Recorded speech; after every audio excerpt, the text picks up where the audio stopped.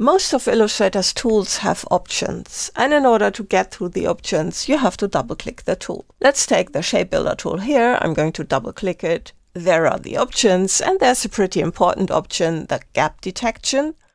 It's sometimes off, and the tool works better when it's turned on. So let's cancel that, because there are two tools that open something different. We've got the gradient tool here. And when you double click that, it doesn't have options, but then it opens the gradient panel, which is nice because it's far down in the menu. So it's nicer to just double click the tool.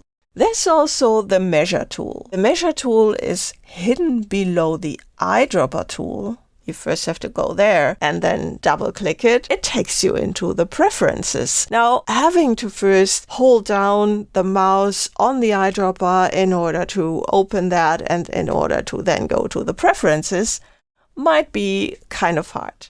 So instead of doing this in order to switch tools, what you can also do is Alt-click the tool and then you are there.